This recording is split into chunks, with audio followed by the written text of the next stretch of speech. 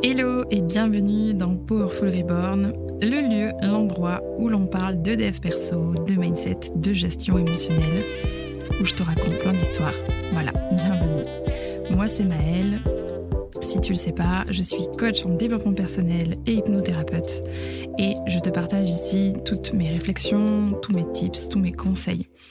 C'est un petit peu un lieu où tu vas pouvoir avoir des prises de conscience, des déclics, tout simplement pour te permettre d'évoluer au sein de ton quotidien, dans ta vie pro ou perso.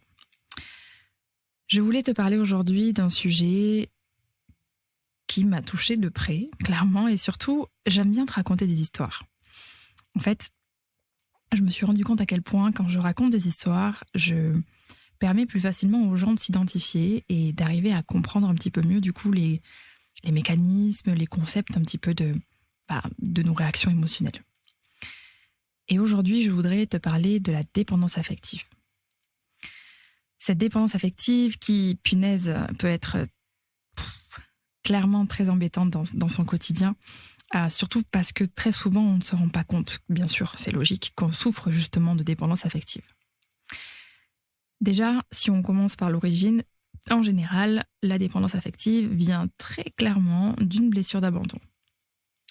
Tu peux être sûr à 99% que les personnes souffrant de blessures d'abandon, en général, vont souffrir. Alors, c'est pas forcément genre t'as la blessure d'abandon, donc tu souffres de dépendance affective, c'est plus les gens qui souffrent de dépendance affective ont forcément la blessure d'abandon. En soi, c'est juste un mot, on s'en fout, peu importe, mais c'est pour que tu comprennes un petit peu déjà la base du mécanisme. C'est-à-dire que dans ton cerveau, dans ta gestion, enfin dans tes schémas émotionnels, il y a eu un sentiment d'abandon, une blessure d'abandon. Attention, quand on dit ça, c'est pas forcément un abandon au sens propre, hein, pas du tout. Par exemple, tu peux te sentir abandonné juste parce que ta maman, le soir, en fait, au lieu de rentrer, elle est au boulot, t'as 6 ans et tu te sens abandonné. Voilà, c'est tout. Bref, ça, c'est ta blessure. Et cette dépendance affective, en fait, c'est un petit peu la conséquence, en fait, de cette blessure. En tout cas, c'est une des conséquences. Et elle peut être vraiment très challengeante et très difficile à, on va dire, à apprivoiser parce que ça va toucher absolument toutes tes relations.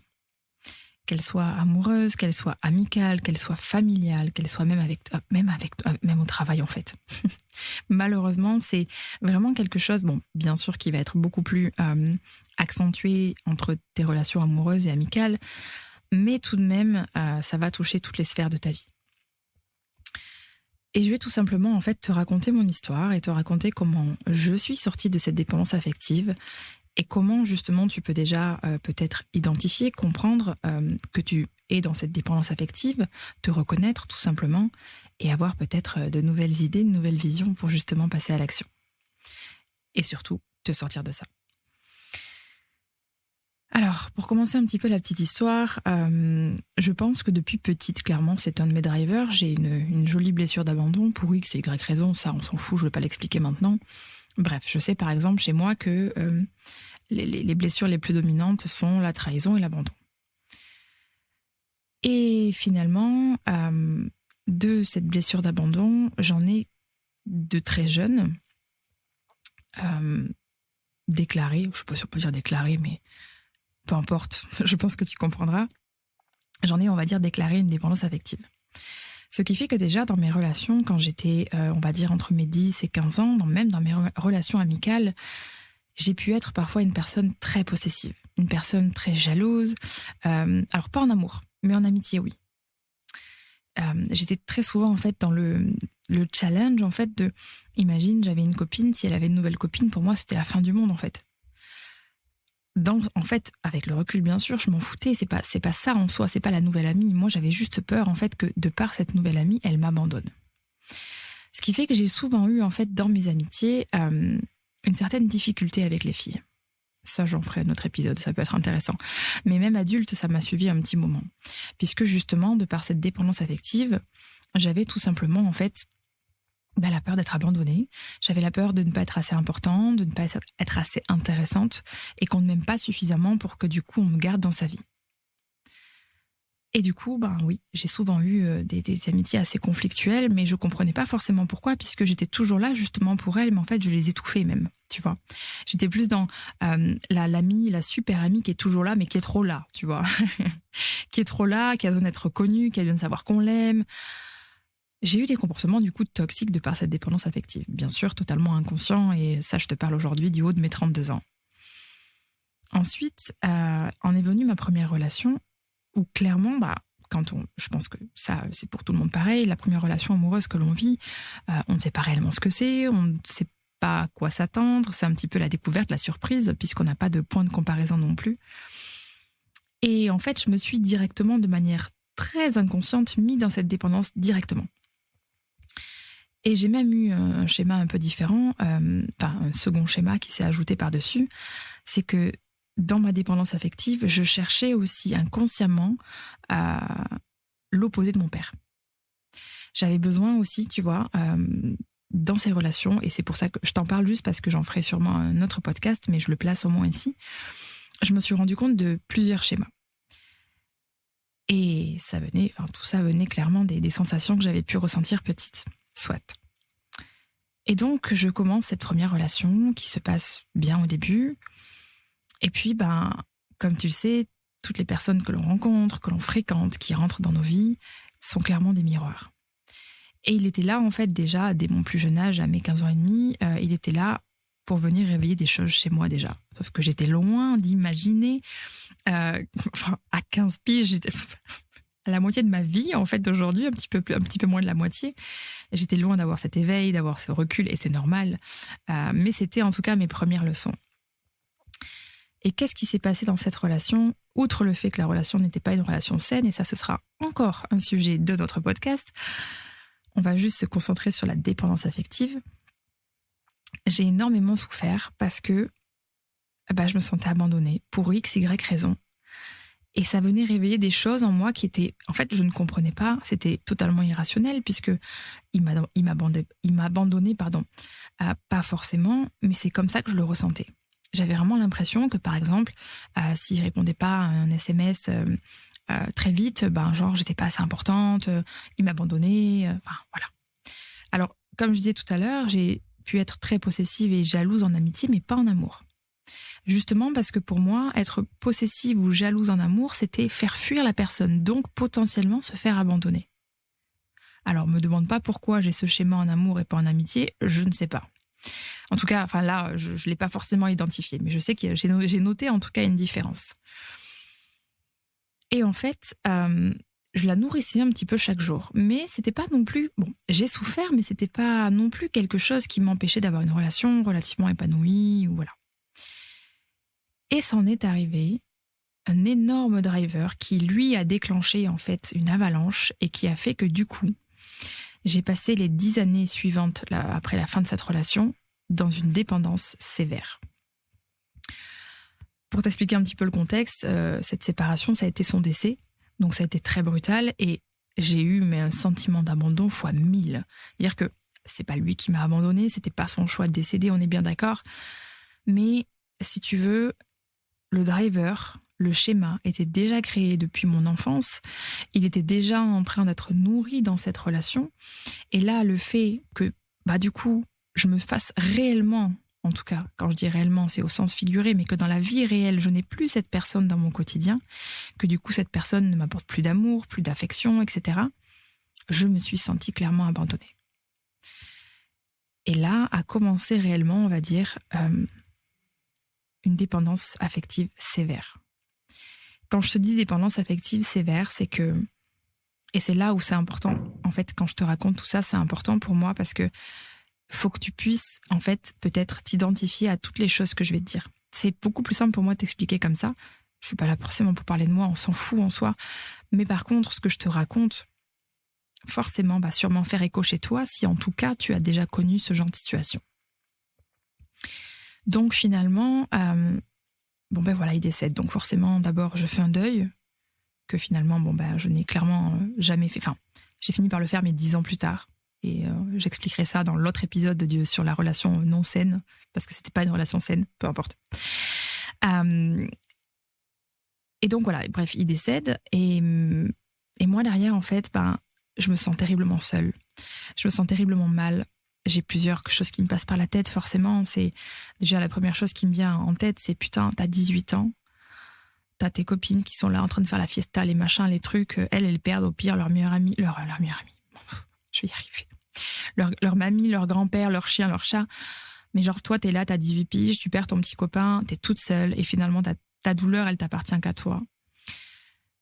Et déjà, ça a été une prise de conscience assez difficile, mais outre ça, je cherchais en fait à combler le vide, vraiment. Parce que pour moi, solitude voulait dire être seule forcément, mais voulait dire souffrance. Parce que j'estimais du haut de mes 18 ans que je n'étais pas capable de m'apporter l'amour, le socle dont j'avais besoin. C'était forcément quelqu'un qui allait me l'apporter. Et donc, j'ai commencé d'abord par faire venir vivre des copines chez moi. Je ne supportais pas d'être seule. Donc, en fait, mes copines devenaient mes mecs. Alors, quand je dis ça, je parle pas de relations sexuelles, mais elles vivaient avec moi, en fait. Et limite, si elles devaient aller chez elles, ou aller travailler, ou aller au collège, ou machin, je faisais la gueule. Vraiment, je me sentais abandonnée. Enfin, quand je te dis une dépendance affective sévère, c'est que, outre le deuil, forcément, qui n'a rien arrangé, vraiment, j'avais besoin, j'étais complètement dépendante à la présence d'une personne, en fait, carrément. Il y avait par-dessus ça, si tu veux, un gros driver là-dessus. Et donc ensuite, j'ai eu ma première relation après son décès, qui a été 9 mois plus tard. Et là, clairement, en fait, j'ai fait toute ma vie autour de cette personne. Bon, clairement, c'était trop tôt, et cette relation était trop prématurée, on va dire. J'avais pas fait le deuil, j'étais pas prête, enfin, peu importe. Elle s'est terminée. Et du moment où elle s'est terminée, on va dire même pas un mois plus tard, j'étais déjà dans une nouvelle relation. Et quand je te parle de relation, je te parle de relations sérieuses. De relations où on se présente aux parents, où on vit ensemble, où tu vois, enfin, du sérieux. Et c'est important de préciser parce que j'ai fait ça pendant 10 ans. Oui, pendant 10 ans. De mes 18 ans jusqu'à mes 28 ans pratiquement, j'ai enchaîné des relations sérieuses. Et quand je te dis enchaîner, c'est que je sortais d'une relation, 15 jours plus tard, j'étais dans une autre, je prenais mes affaires et j'allais vivre avec eux. Alors, ça s'est pas toujours passé comme ça, mais de manière générale, c'est ce qui s'est passé. Là, donc, la seconde relation se termine, je rencontre une nouvelle personne, peut-être un mois plus tard, je finis par déménager, je change de ville. Je passe de Cahors, si tu connais, je ne sais pas, mais voilà, maintenant tu sais d'où je viens. Je passe de Cahors à Montélimar. J'arrive à Montélimar et finalement, en fait, et c'est là où, en fait, je te dis, la dépendance affective peut être extrêmement gênante, c'est que j'arrive à Montélimar, j'ai besoin de lui parce que je ne veux pas être seule, parce que je suis dépendante affective, mais je ne l'aime pas. Et je me suis mis dans des situations, je me suis bafouée parfois, je me suis empêchée de vivre, je me suis obligée de faire des choses que je n'avais pas envie de faire. Je me suis mise dans des relations où je n'avais pas envie d'être. Juste parce que ça venait nourrir cette dépendance affective. Parce que j'étais tellement trouillarde d'être seule. Pour moi, c'était le vide, c'était « Oh, mon Dieu, je vais mourir ». Et donc, cette première relation avec un homme très charmant, qui a été adorable, mais que je n'ai pas du tout, je n'ai jamais aimé, clairement, je n'ai jamais été amoureuse de lui. Mais j'ai été capable, pendant 2 ans, de vivre avec et de lui dire que je l'aimais. Alors qu'aujourd'hui, je peux te dire que du haut de mes 32 ans, je te dis que non, c'est pas le cas. Mais comme je t'ai dit, cette dépendance affective tellement sévère, elle venait tellement en fait appuyer sur toutes mes peurs que c'était plus facile pour moi de de me donner l'illusion en fait d'être dans une relation qui fonctionne, qui est cool, on s'aime, machin, que finalement d'être dans la réalité. Bon, cette relation se termine. 1 mois plus tard, j'ai une nouvelle relation dans laquelle je passe 4 ans. Je pense que j'ai eu une forme d'amour pour cette personne, mais pas l'amour que lui m'a envoyé en tout cas. Alors putain, je cite pas les noms parce que si un jour il passe par là, les pauvres, vraiment désolée les gars. Bref, donc là on est en 2013 et pour moi je me dis bon bah écoute, après le premier, celui qui est décédé, le second bah c'était pas le bon, le troisième non plus, bah non je suis au 4e, c'est sûrement lui et voilà, je suis folle amoureuse alors que je dirais pas que j'étais folle amoureuse, je l'ai aimé profondément mais d'une autre manière. Bref, peu importe. Et donc, pendant 4 ans, je reste dans cette relation où je vis des choses en plus assez difficiles parce que j'ai perdu pas mal de proches pendant ces 4 ans. Donc, ça n'a pas non plus aidé, je pense, à une relation saine. Bref. Mais encore une fois, au bout de peut-être 2 ans et demi, je me rends compte que je ne suis pas réellement heureuse parce que je ne suis pas vraiment amoureuse, parce que ça ne me convient pas. Mais je suis tellement dans la dépendance affective que je suis passée de Montélimar à Saint-Étienne, que j'ai encore une fois déménagé dans la ville, enfin dans la maison, voilà, de mon nouveau chéri. Sauf que, toute ma vie tourne autour de lui puisque mon travail, mes amis sont les siens. Donc en fait, à chaque fois, si tu veux, j'ai vraiment fait ce schéma de je déménage dans une ville. Ah, pour le coup, j'ai été courageuse. C'est ce qui m'a, je pense, permis d'arriver à Bali si facilement aujourd'hui. Mais à 20 ans, je pars de Cahors à Montélimar. Et ma vie, finalement, mes amis, tout ça, tout tourne autour de lui. Donc, en fait, et c'est là où, tu vois, la dépendance affective, c'est outre la relation amoureuse, c'est que je ne voulais pas le quitter pour ne pas perdre ma vie, en fait. Mais je ne me rendais pas compte. Bien sûr que je ne me rendais pas compte. J'essayais de me convaincre que non, tu l'aimais, que machin, que ci, que là. Bon. Du coup, 2013, je passe de Montélimar à Saint-Étienne, où je reste 4 ans. Et même combat. Même combat. Donc déjà, comme je t'ai dit, au bout de 2 ans et demi, je me rends compte que ça va pas. Mon corps même m'envoie des signaux. Mais non, je reste. Parce que ma vie est là, parce que mes amis sont autour de lui, parce que si jamais je le quitte, je perds tout. Donc forcément, étant dépendante affective de manière assez sévère, je ne peux pas faire ça. Je n'ai pas le courage de faire ça. Je n'ai pas le courage de me choisir moi et d'affronter en fait ma solitude, de m'affronter, d'être face à moi-même, d'accepter de peut-être apprendre à m'aimer parce que derrière cette dépendance affective se cache une faible estime, une faible confiance en soi, très peu d'amour pour soi de manière générale. Tout ça, j'étais pas prête en fait. Et bien sûr, encore une fois, je me dis quoi ? C'était pas le bon. Allez hop, on passe à un autre. Et du coup, 4 ans de relation se terminent et un mois plus tard, j'ai une nouvelle relation. Et là, ça change tout. Là, ça change tout parce que finalement, cette personne-là, j'en tombe éperdument amoureuse, comme du tout premier. Donc, je te rappelle qu'entre le premier et celui dont je te parle, il y a eu 3 relations sérieuses. D'accord ? Que j'ai enchaînées. Je les ai beaucoup aimées, mais c'était très différent. Là, en fait, je tombe sur celui-là. Et là, vraiment, je ressens les mêmes sensations. Je ressens le même amour que pour le premier. Ce premier amour que j'ai perdu dans un accident de voiture qui a été extrêmement douloureux, duquel je n'ai jamais fait le deuil. Mais ça, encore une fois, au moment où je t'explique mon cheminement, je ne le sais pas. Aujourd'hui, je le sais, mais à ce moment-là, je ne le sais pas. Et donc, voilà, cette relation se passe. Je suis, mais alors, dépendante au possible, parce qu'en plus de ça, il vient répéter les schémas de la première relation, finalement, dans laquelle j'étais. Vraiment, genre, c'est la même chose. Je vis la même chose. Les mêmes problèmes, exactement les mêmes situations. Genre, c'est vraiment une relation miroir. J'ai comme cette impression que c'est limite la réincarnation du premier. Alors, pas dans tout, mais en partie. Et puis, au bout d'1 an, dans ma dépendance affective folle, j'étais prête à déménager à l'autre bout de la terre, à déménager à Valenciennes. Voilà, extraordinaire. Donc la meuf, elle a fait Cahors, là où elle est née. Elle est passée à Montélimar, puis à Saint-Étienne. Elle est re-rentrée chez elle ensuite, après Saint-Étienne. Elle s'est dit, tiens, si j'allais habiter à Lille, enfin, à Valenciennes. Et puis, à ce moment-là, je me dis, attends, mais tu vas partir encore à l'autre bout de la terre, là, enfin, à l'autre bout de la France, bon. Oui, mais je l'aime et lui, c'est le bon. Ok, d'accord. Et quand je te dis ça, je suis éperdument amoureuse. C'est vraiment un des amours qui a marqué ma vie de manière assez forte. Et j'avais tellement besoin de le rencontrer pour pouvoir sortir de ma dépendance affective, très clairement. Parce que comme je te disais, je l'ai créé, je pense, très facilement depuis ma tendre enfance, mais c'est surtout ma première relation et du coup ce deuil, cet accident qui fait que j'en suis devenue encore plus dépendante affective.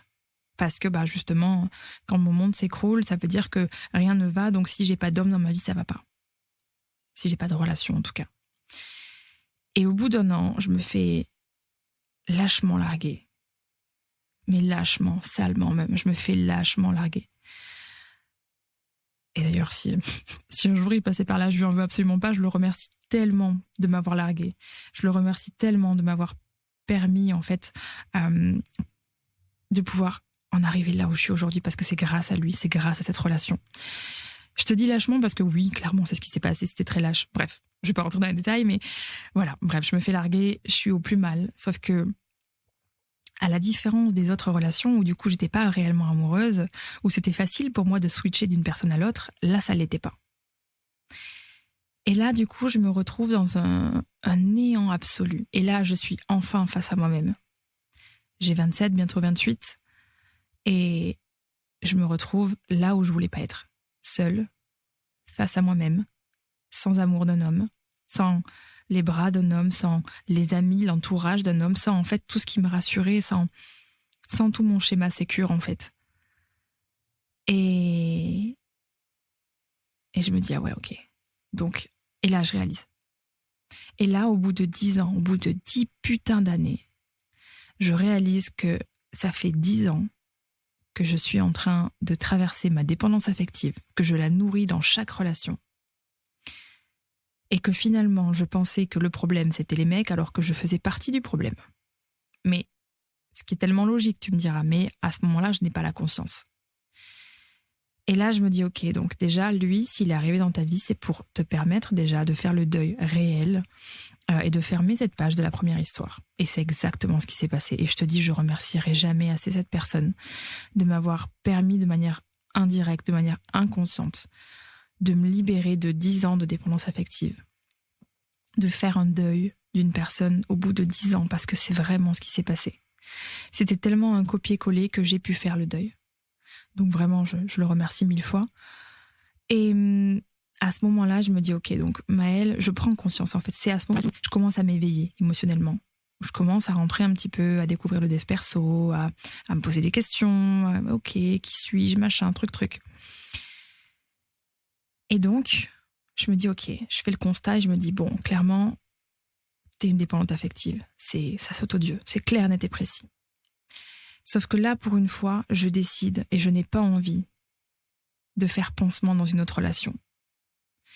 Et je me dis, ok, t'as 27 ans, c'est le moment pour toi de faire face à toi, de te découvrir, de t'apporter l'amour, le socle dont t'as besoin, que tu es capable de t'apporter.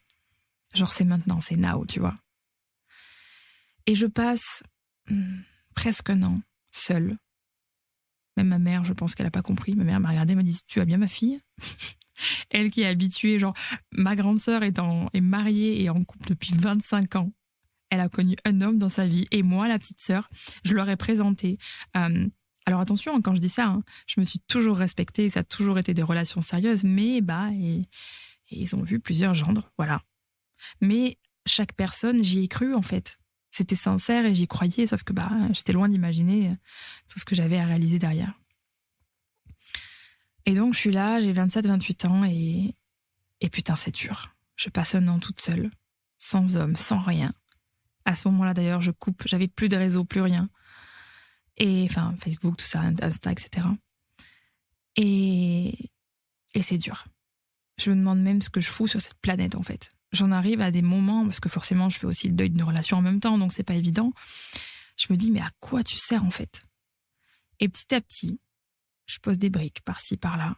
Je construis une nouvelle vie, toute seule, où je me fais des amis, où j'essaye en tout cas, toute seule. Et je me dis, allez, t'es capable. Et finalement, en fait, je sors de ma dépendance en arrivant tout simplement à l'affronter, à la comprendre, et à accepter de faire face à moi-même. Et en fait, à essayer de m'apprivoiser moi-même en me disant, ok, en fait, la première personne qui peut t'aimer, c'est toi. Alors, je décide de m'aimer. Je choisis un bel appart. J'habite avec ma mère parce que j'ai envie d'habiter avec ma mère et que ça me fait plaisir. On est en coloc ensemble. C'est une des plus belles expériences de ma vie. Et puis, je choisis des choses que j'aime faire. Je choisis de retourner à la salle parce qu'à ce moment-là, j'avais arrêté la salle. En fait, juste, je m'honore un petit peu chaque jour. C'est tout bête dit comme ça, mais ça a été le début du chemin. Et puis, au bout d'un moment, je finis par prendre mon courage à deux mains et je me dis, bon, maintenant, il faut travailler, ma grande, parce qu'à ce moment-là, j'étais un peu dans une certaine précarité. Et je trouve, du coup, ce travail chez Basic Fit où je paye mon loyer à la salle et je peux du coup être coach dans la salle. J'ai une peur monstrueuse, mon Dieu, d'y aller. Ça, c'est autre chose encore, mais bref, j'y vais. Et le premier jour, avant même de signer, je rencontre certainement, je pense, la relation, la personne qui a changé ma vie. Vraiment qui a changé ma vie. Et je pense que je l'en remercierai jamais assez. Et donc je rencontre cette nouvelle personne. Donc déjà, ça fait 1 an que je suis seule. Donc genre, je suis heureuse, tu vois. Je suis contente. Et je me rends compte à quel point la solitude, en fait, est agréable. Je me rends compte à quel point je n'ai pas besoin d'un homme, je n'ai pas besoin d'affection pour être vivante. Parce que l'affection, je peux me l'apporter moi-même, ma mère, ma sœur, enfin, je peux l'avoir d'un autre biais. Et finalement, je n'ai pas besoin de nourrir une certaine dépendance affective via une relation. Parce que finalement, je suis bien plus heureuse toute seule, en fait. Je me sens de plus en plus moi-même, de plus en plus alignée. Et donc, je rencontre cette personne. Et moi, à la base, je suis pas attirée du tout par cette personne. Mais lui, oui. Mais il garde sa distance. Donc déjà, c'est une façon différente de m'apprivoiser. Je comprends pas trop. En général, nous, nanas, on a l'habitude de « t'es jolie, tu me plais », tu vois. Là, non. Je rencontre quelqu'un qui me dit « t'es forte, t'es intelligente, t'as du potentiel ». Et on se met pas ensemble. Et je comprends pas d'ailleurs pourquoi on se met pas ensemble, parce qu'on a quand même une drôle de relation ambiguë, on est très proches. Et pour une fois, je me dis « putain, regarde, t'es pas en train de sauter sur l'occasion, t'es pas en train d'essayer de vite, je fais rentrer un homme dans ma vie. » Ok. Je me dis, c'est bien, déjà je suis contente, je me rends compte qu'à chaque fois j'ai choisi le bonheur et les hommes dans ma vie, j'ai choisi les hommes à ma place en fait. C'est surtout ça. C'est-à-dire que dans toutes les situations où j'ai été dans ces différentes relations, j'ai toujours choisi en fonction d'eux, jamais en fonction de moi. Je ne me suis jamais écoutée, je ne me suis jamais valorisée. Ça a toujours été, tu vis là, je viens là. Tu fais ça, je fais ça. T'as tel ami, je les vois. Et là, déjà, je me rends compte que je suis un petit peu différente. Bon, ok. Et cette personne, pendant plus de 9 mois, on s'écrit tous les jours. On s'écrit vraiment tous les jours. On a une relation extrêmement proche, et je dirais même assez fusionnelle quand même. Et on s'écrit, et il me conseille tellement. Il m'aide tellement, en fait, à devenir plus grande, à devenir, plus mature émotionnellement, à m'ouvrir au monde, à me rendre compte aussi que j'ai une certaine particularité, en fait, dans la partie émotionnelle, etc. Il me permet, en fait, de me révéler un petit peu. C'est un petit peu ce qui s'est passé. Ça a été le début, en fait, du chemin pour moi, ensuite, du dev perso et tout ça. Donc, en 2019. Et je grandis comme ça, en fait, avec les mois. Et il est là, proche de moi, mais il n'est pas dans ma vie. Et je ne sors pas avec, on n'a pas de relation. Et c'est très bien comme ça, c'est ok. Et j'adore parce que je me dis, waouh, je me sens powerful, toute seule, tranquille, avec mon taf, mes amis. Et pour une fois, c'est mes amis. Et c'est pas les amis de quelqu'un d'autre. Enfin, c'est pas les amis de mon mec, quoi. Et je kiffe. Et je vis vraiment une année 2019, waouh, je sors la tête de l'eau, c'est génial. Et puis, en arrive le moment où, et c'est là où j'ai compris qu'en 1 an, j'avais réglé clairement 10 ans de dépendance affective. Au bout d'1 an, j'ai l'occasion de partir à Lyon pour le travail, pour rejoindre un ami à moi qui travaille sur Lyon, etc. Et sauf que, évidemment, 15 jours ou 1 mois avant que j'ai l'occasion de partir du coup à Lyon, cette personne avec qui je parle depuis 9 mois rentre dans ma vie. C'est pas quelque chose de très... Comment dire ? C'est pas très officiel, c'est officieux, mais ça fait 1 mois qu'on se fréquente et qu'on se fréquente que nous deux. C'est juste qu'on le dit pas au monde, mais voilà, c'est un peu une relation secrète, entre guillemets. Et se présente à ce moment-là l'occasion de partir à Lyon. Et là, naturellement, je regarde ma mère et je lui dis, écoute maman, je pars à Lyon. Elle me regarde, elle me dit, avec une petite larmichette à l'œil, elle me dit, je suis tellement fière de toi. Elle me dit, parce que je sais que tu l'aimes, je sais que tu tiens à lui. Mais pour une fois, tu te choisis toi. Et là, waouh, ça m'en met même les larmes aux yeux. Je me suis dit, putain, t'as raison. Je me suis choisie. Waouh. J'ai pas choisi un homme, je me suis choisie. Bien sûr que ça m'a fait mal. Et bien sûr que c'était douloureux. Le dernier soir avant de partir à Lyon, je suis partie de chez lui, j'ai passé le couloir, je me suis mise à pleurer. Et j'étais triste et j'étais mal. Je suis rentrée chez moi à 3h du mat, ma mère qui m'a accueillie, allez viens dormir dans mon lit. Ouais, j'ai eu mal, mais je suis partie à Lyon. Putain, je suis partie à Lyon. Ça y est, j'avais vaincu cette dépendance affective. J'étais plus dans cette dépendance. J'avais plus besoin d'un homme, j'avais plus besoin d'une relation pour me sentir entière, pour me sentir complète, pour me sentir en sécurité. J'avais en fait en un an, de manière inconsciente, naturellement, créé ma base, créé mon socle en fait. J'ai travaillé ma confiance en moi, mon estime de moi, mais sans même m'en rendre compte. Par des toutes petites choses du quotidien. Et ça y est, j'avais enfin réglé cette dépendance. Et puis finalement, je pars à Lyon. Et puis, quelques mois plus tard, on finit par avoir une relation à distance parce que on tenait beaucoup l'un à l'autre. Donc finalement, tu vois, je me suis choisie et en plus, j'ai bénéficié aussi du fait d'avoir quand même cette relation dans ma vie, en fait, tout simplement. Bon, aujourd'hui, cette relation est terminée. J'ai rencontré depuis mon chéri avec qui je suis depuis 3 ans. Bientôt, pas tout à fait. Oui, il y a eu pas mal de relations sérieuses dans la vie de Maëlle. Oui, effectivement. Sauf qu'aujourd'hui, et c'est exactement la réflexion que je m'étais faite avec du coup la personne juste avant mon chéri actuel. Entre la personne avant et celui d'aujourd'hui, j'ai choisi mes relations. Et ça aussi, ça a été une prise de conscience super puissante. Je me suis dit, putain, t'as choisi ces hommes parce qu'ils ont apporté quelque chose de positif dans ta vie, parce que c'était un plus, parce qu'ils valaient plus que ta solitude. Parce qu'aujourd'hui, je suis tellement en paix avec moi-même, je suis tellement, on va dire, confiante dans l'estime, dans l'amour, tout ce que tu veux, que si tu rentres dans ma vie, tu dois avoir plus de valeur que ma paix. Et ça devrait être pareil pour tout le monde. Genre vraiment. Et j'étais tellement fière de moi parce que je me disais, mais punaise, toutes ces relations qui ont été entre guillemets des échecs, alors que non, c'était juste des expériences. Et aujourd'hui, donc en 2019 et du coup en 2021, tu choisis des hommes parce que tu as envie et pas juste parce qu'il est là, il est gentil. Parce que c'est comme ça que j'ai choisi la plupart de mes anciennes relations.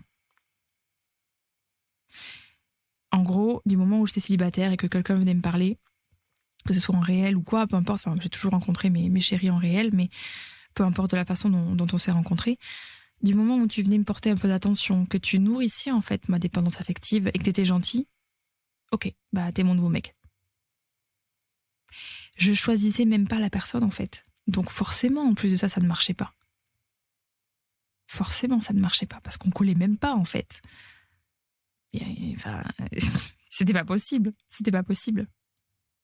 Bien sûr, quand tu choisis ta relation, c'est jamais parfait non plus, mais tu l'as choisi.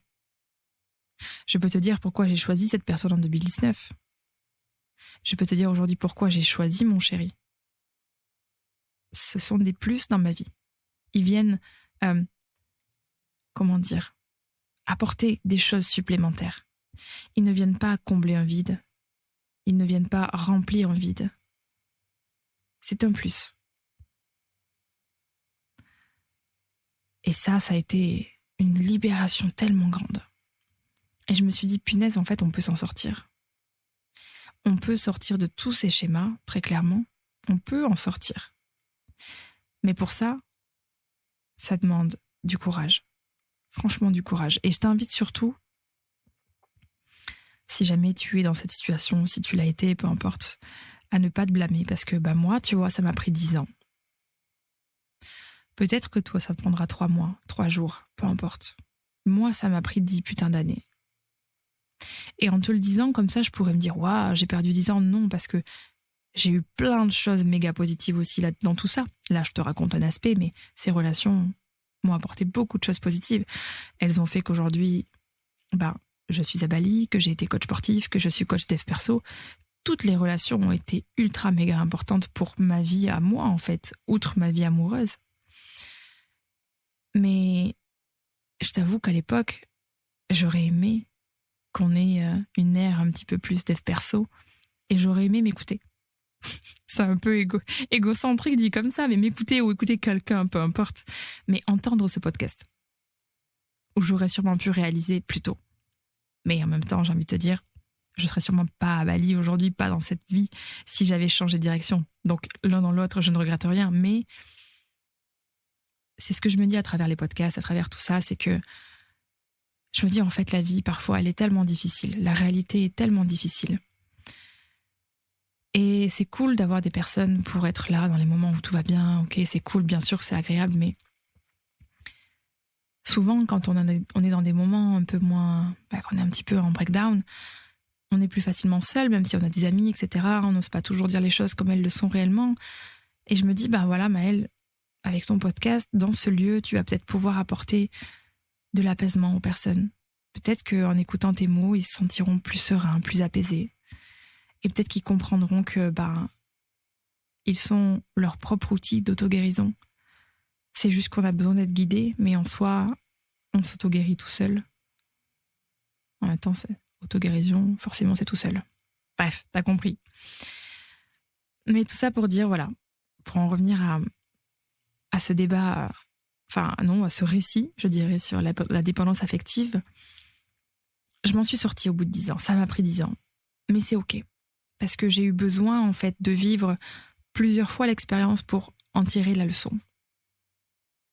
L'avantage, c'est que une fois que tu as tiré l'expérience, ça ne t'arrive plus. Ou du moins, quand tu vas avoir un rappel, on va dire, hop, tu sors directement du schéma, en fait, parce que tu sais. Très clairement.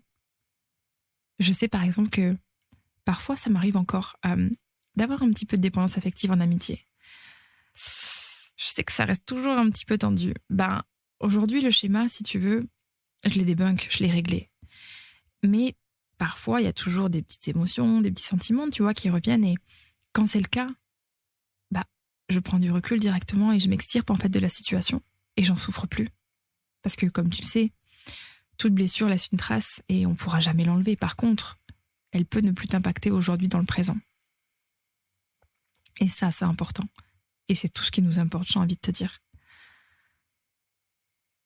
Donc voilà, je t'ai raconté un petit peu ma vision, mon expérience en fait de la dépendance affective, à savoir que bien sûr, elle est différente chez tout le monde. Tu peux l'identifier d'une autre manière chez toi. Mais je suis persuadée que si c'est quelque chose qui te concerne, dans les mots que je viens de dire, tu vas forcément te reconnaître. Et tout ce que je voudrais, c'est pouvoir t'apporter de l'espoir. Que tu puisses te dire que oui, tu peux sortir de là et que tu en es capable. Et que pour ça, comme j'ai dit, il faut du courage, il faut pouvoir se remettre en question, il faut apprendre à travailler sa confiance en soi, son estime de soi. Aller chercher aussi l'origine de ces blessures-là, de comprendre pourquoi elles sont là, par quoi elles sont réveillées. Et c'est aussi à ça que sert un coach en dev perso ou une hypnothérapie, très clairement. Et voilà, tout simplement. C'est un épisode un petit peu différent aujourd'hui pour le coup. C'est plus Père Castor qui raconte une histoire, mais une histoire qui pourra sûrement faire écho chez toi. Donc voilà, j'espère que c'est quelque chose qui t'aura plu. Quelque chose qui peut-être fait sens chez toi, fait écho chez toi. Et dans tous les cas, comme tu l'as compris dans cet épisode, j'ai pas mal de choses à sortir de mes relations.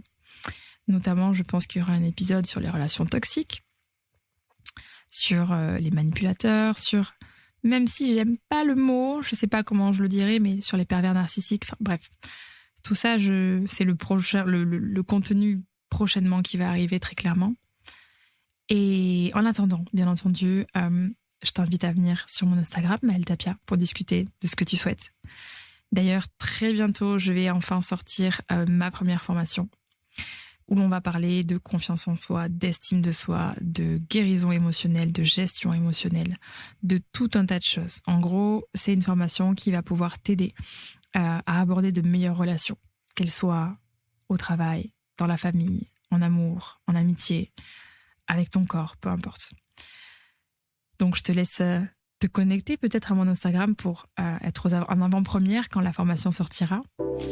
Et si tu as quelques minutes, je serais très reconnaissante si tu pouvais donner un petit avis, une petite note à ce podcast pour le soutenir. Et puis voilà, tout simplement. Sur ce, je te dis à très bientôt pour un nouvel épisode. Ciao, ciao.